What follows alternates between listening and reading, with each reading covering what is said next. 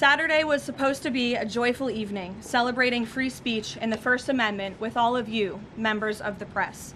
Instead, the night was hijacked by a crazed anti-Trump individual who traveled across the country to assassinate the president and as many administration officials as possible. This is the third major assassination attempt against President Trump in 2 years. No other president in history has faced such repeated, serious attempts on his life. First and foremost, the president, the first lady, and everyone in this White House are extraordinarily grateful to the brave law enforcement professionals who sprang into action to apprehend the would-be assassin and keep all of us safe. The president would especially like to express his gratitude to the men and women of the United States Secret Service who acted with the utmost professionalism, courage, and sense of duty. This includes the heroic agent who took a bullet to the chest. Thankfully, he was saved by his bulletproof vest. Minutes after returning here to the White House to the Oval Office, despite fighting Secret Service to try to stay and keep the dinner going on Saturday, ahead of addressing you here in the briefing room, President Trump was intent on speaking to this brave agent to ensure he was okay. And the agent assured the president that he was. As you know, I was seated next to President Trump and the First Lady when the shots were fired before Secret Service swiftly moved us to safety backstage. The president's calm in the face of chaos, while yet another individual was trying to take his life, was really remarkable to witness, and it's something I will never forget. President Trump is fearless because he loves this country, and he is willing to put his own life on the line to deliver on the promises that he made to the American public who elected him here into the highest office in the land. And while we are blessed to have a fearless president, we should not live in a country where such constant fear of political violence permeates our society every single day. We can and we should have fierce disagreement in this country. As you all know, we disagree often, myself in this role and all of you in the news media, but those disagreements must remain peaceful. Debating, peaceful protesting, and voting are how we need to settle disagreements, not bullets. Nobody in recent years has faced more bullets and more violence than President Trump.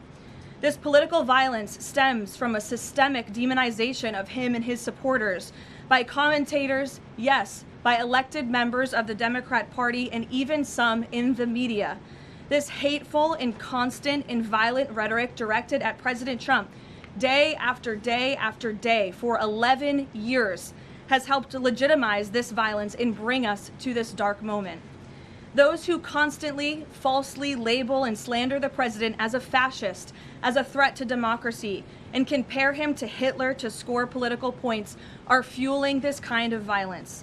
The left-wing cult of hatred against the president and all of those who support him and work for him has gotten multiple people hurt and killed, and it almost did so again this weekend. When you read the manifesto of this shooter, ask yourselves, how different is the rhetoric from this almost assassin than what you read on social media and hear in various forums every single day? The answer, if you're being honest with yourself, is that there is no difference at all. Much of the manifesto of the would-be assassin is indistinguishable from the words that we hear daily from so many. For example, as the First Lady of the United States pointed out this morning, just 2 days prior to the shooting, ABC's late-night host Jimmy Kimmel disgustingly called First Lady Melania Trump an expectant widow. Who in their right minds says a wife would be glowing over the potential murder of her beloved husband? And having experienced what I did with the First Lady on Saturday night, I can tell you that she was anything but that.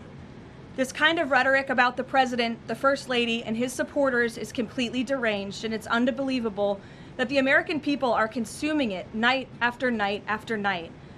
As President Trump said on Saturday night at this podium, we as Americans must recommit ourselves to resolving our differences peacefully and uniting around the shared values that make our country great. The deranged lies and smears against the president, his family, his supporters have led crazy people to believe crazy things, and they are inspired to commit violence because of those words. It has to stop. And one more point. Saturday night served as yet another reminder of how important it is to fund the Department of Homeland Security. It is shameful that the United States Congress has kept this vital agency defunded for 73 days, the longest shutdown of a federal agency in U.S. history. The Secret Service is a vital component of DHS. It has been directly impacted by this reckless political gamesmanship. Everyone in this room who was there on Saturday night witnessed the heroes of Secret Service and federal law enforcement jump into action in the face of grave danger and uncertainty. Agents put their own lives in harm's way to protect the president, the First Lady, the Vice President, and members of the cabinet. One agent can be seen in video footage literally jumping onto the stage, not knowing where the attacker was or where the bullets were coming from at that point, to place his body in front of the President of the United States. These men and women are heroes. They perform their duties daily, and they have children and families too. And they do it despite the political turmoil surrounding their agency. Make no mistake, this defunding of DHS should be a national scandal. If Republicans defunded DHS and we saw another attempted assassination on a Democrat president, I would hope that the media coverage would be relentless and unforgiving, and I hope that it continues to be now.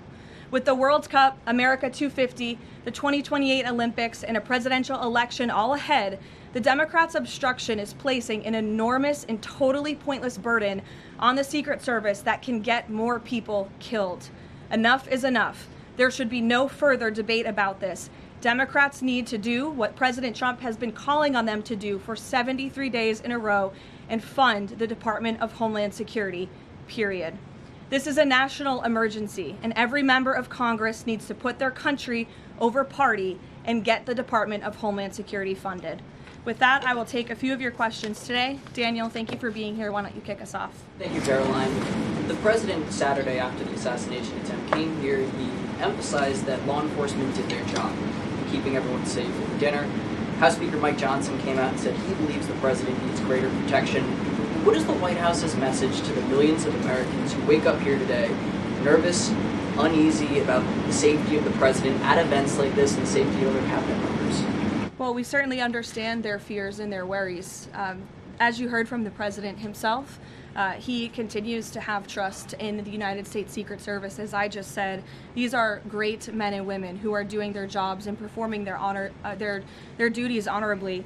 As we all witnessed on Saturday evening, within minutes, the president, the First Lady, the Vice President, members of the president's cabinet were ushered out of the room. The perpetrator who sought to inflict massive harm, as we all now know with the release of the manifesto on administration officials and the president himself, was stopped at the security perimeter that was set up.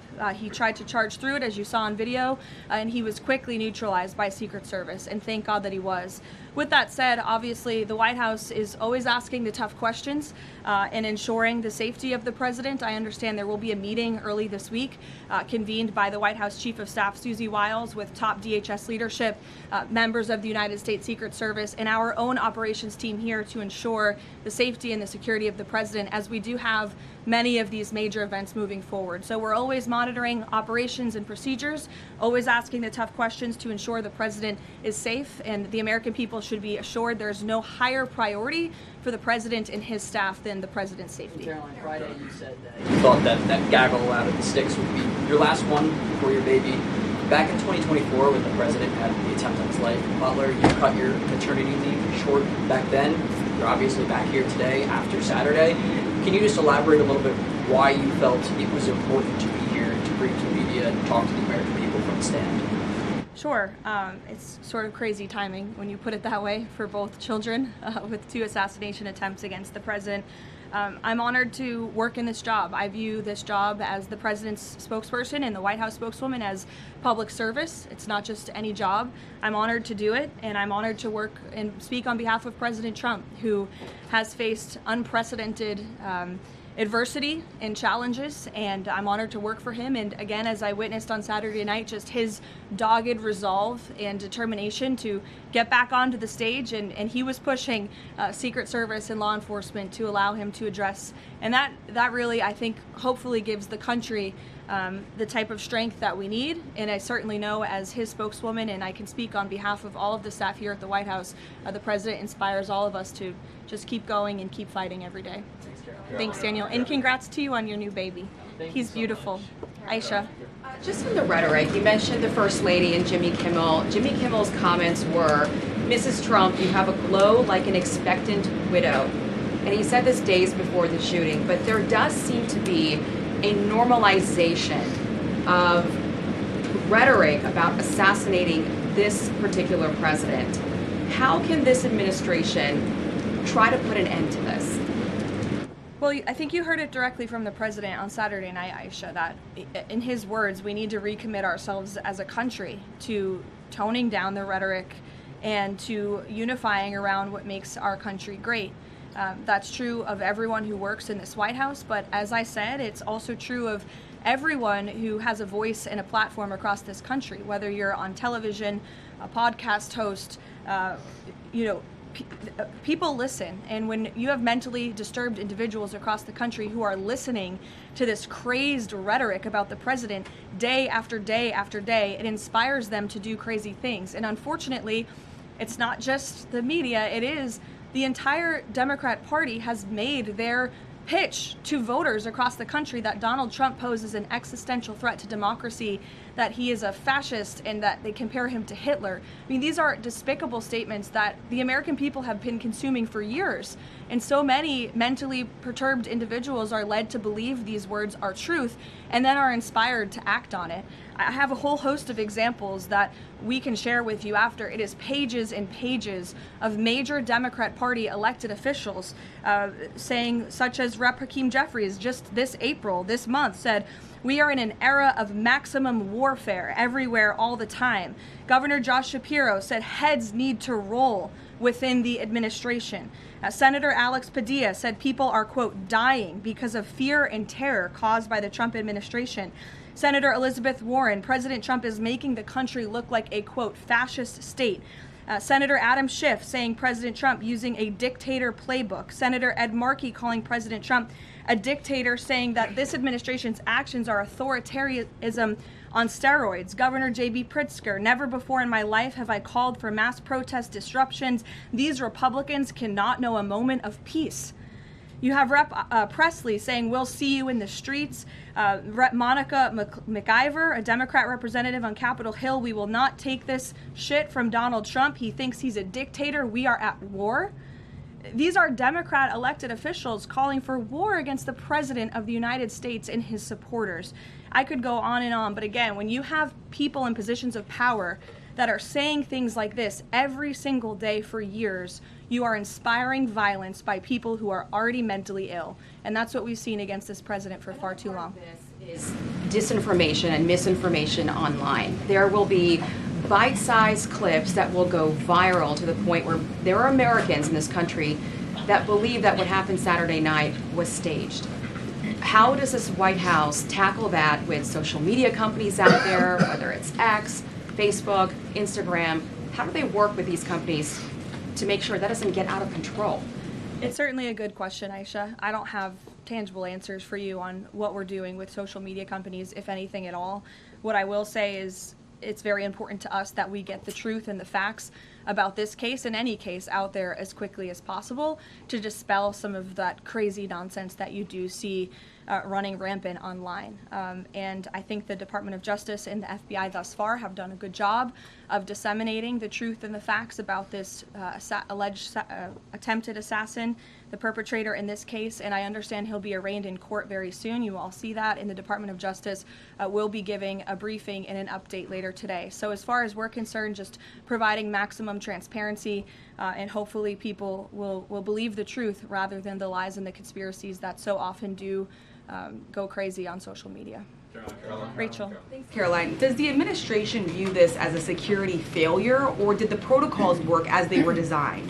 The president has said he believes that the protocols worked. Again, you had a perpetrator who tried to breach the security parameter that was set up by Secret Service, and he was running as fast as he could and was immediately neutralized moments later. And again, having been right up there on the stage with the president and the First Lady, I can tell you it was seconds before we were told to get down, and it was seconds before we found ourselves in the hold room backstage. It all happened literally within a matter of seconds. The president, the vice president, and the First Lady being pulled to safety that is not done if there's a lapse. So Secret Service did their jobs well. They communicated with one another to remove the president and the vice president to safety as quickly as they could, and obviously to neutralize the shooter as well. And thank God they did, because if that man was allowed into that ballroom, it would have been a much different scene. And just one more follow-up on just how the White House could be rethinking security protocols going forward. I mean, we all remember after the attempted assassination in Butler, there were indoor rallies that were held after that. Is that out of the question, changing any additional security protocols when it comes to how the president does these events that are outside of the White House? I definitely wouldn't say changes are out of the question. I think, again, that it's up to the White House here, and we view it as a great responsibility to ensure the maximum safety of the president and the vice president and the entire cabinet. And so we're always looking for ways to improve security. I think if you just sit here and say everything is perfect all the time, that's not a good way to operate. And so the White House will continue to engage with DHS and with Secret Service to find ways to improve and strengthen security. But as far as Saturday night is concerned, the president was satisfied with the response, and he's very grateful to the men and women who provided the response for him and his wife and members of his team. Caroline. Thanks, Karoline. The president has talked about rescheduling the dinner within 30 days. Does he have a specific venue in mind, and would he consider hosting it at the White House?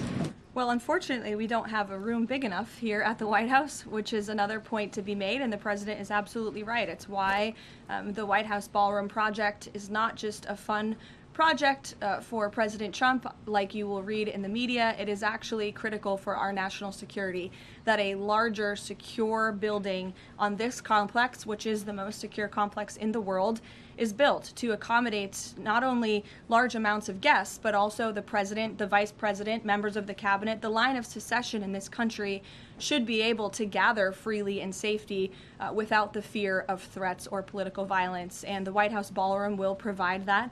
And so it's critical that we get this project done as quickly as possible. Iran as well. Thank you, Karoline. Thank you, Karoline. Two questions, if that's all right. First, on the security situation on Saturday, kind of a follow-up here. Previous administrations have sent both the president and the vice president to the dinner. But after the foiled attack on Saturday, if the dinner is rescheduled, would President Trump and Vice President J.D. Vance both plan on attending? And is it wise to have both of them in the same spot, given the presidential line of succession that you mentioned a second ago? It's definitely a good question, and I know that it's one that will be raised. I can assure you the president intends to attend the event, as he has told all of you publicly. I don't want to rule in or out the vice president's attendance, but certainly that's a conversation that will take place. Iran has proposed a mutual reopening of the Strait, leaving the nuclear discussion for later in the process. Given that the nuclear program has been a red line for this administration, would the president agree to that kind of phased negotiation? Well, only because it's been reported. I will confirm the president has met with his national security team this morning. The meeting may be ongoing, maybe not. I don't want to speak affirmatively because I was prepping to come out here, but the proposal was being discussed. I don't want to get ahead of the president or his national security team. What I will reiterate is that the president's red lines with respect to Iran have been made very, very clear, not just to the American public, but also to them as well. So they're considering that phased approach? I wouldn't say they're considering it. I would just say that there was a discussion this morning that I don't want to get ahead of, and you'll hear directly from the president, I'm sure, on this topic very soon. I'm going to ask you about the Fed chairman, but first, 3 assassination attempts in 3 years. Is this going to change the type of events that the president goes to? Well, again, that's going to be part of the conversations moving forward. But as you heard from President Trump, he does not want these deranged lunatics and these grave acts of political violence to change our American way of life. And I think it's a very brave thing for him to say. It'd be very easy for him to just hunker down here at the White House where he knows he's safe, but the president wants to be out across the country. He wants to go across the country to meet with Americans. He wants to celebrate the 250th birthday of our nation's anniversary this summer. As you know, we're gearing up for a big UFC fight here on the South Lawn. So there's many exciting events I know the president wants to be part of and will be part of moving forward. He's undeterred in that way, and it's something that inspires all of us here to keep going. Senator Tillis is now dropping his objection to allowing Kevin Warsh to be confirmed because the DOJ has closed their investigation. Is the president satisfied that an inspector general report into the Federal Reserve is enough to look into these renovations? The President understands that the Inspector General has greater tools at their disposal, perhaps even more powerful than a grand jury, to continue investigating the financial mismanagement of the Fed building, which is a priority for the President. Look, he's a builder himself. When he sees something has a lot of cost overruns, is taking too long, and in this case ripping off the American taxpayer, he wants to get to the bottom of it. I understand Senator Tillis put out a statement saying he'll support Kevin Warsh's confirmation. That has been our position all along from day one. He is more than qualified for the job, and we look forward to working with the Senate on his swift confirmation process. Megan. As a follow-up on Warsh, will the President be satisfied once the Fed's Inspector General finishes that investigation, even if it finds no evidence of wrongdoing? Well, that's a hypothetical question. I'll let the President speak on it when we see the results. It's obviously far too early to say. And relatedly, as a follow-up, now that it looks like Warsh will be confirmed by the end of Jay Powell's term, is he still considering firing Jay Powell if he stays on as governor after that? I haven't talked to him about it specifically, but I think the President will be satisfied once Kevin Warsh is confirmed as the Fed chair, which he should be. Karen. On Iran, the President had said last week that the U.S. has started the process of clearing the Strait of Hormuz of mines. Do you have an update on how many have been removed and an estimate of how long that process could take? I don't, but I would defer you to the Pentagon on that. We'll make sure they get you an answer, Karen. It's an ongoing process, though. It's still actually happening right now. Again, I would defer you to the Pentagon on anything with respect to clearing mines in the Strait of Hormuz. Caroline, thank you very much.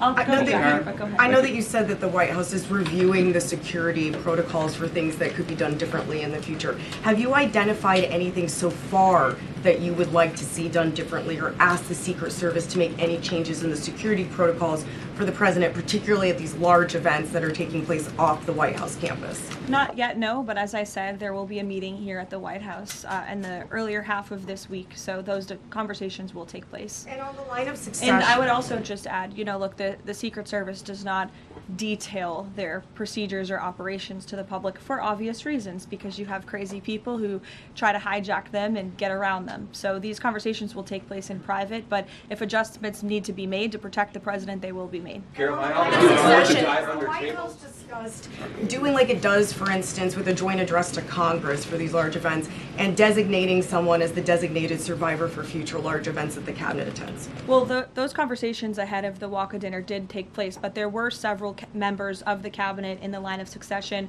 who did not attend for various personal reasons. So designating one survivor was not necessary, as we had several members who were not there already. Caroline, all the people forced to dive under tables and fearing for their lives on Saturday night, including many of the people in this room, myself included. What is the President's message to those people who experienced that terrible trauma and maybe are still fearful today?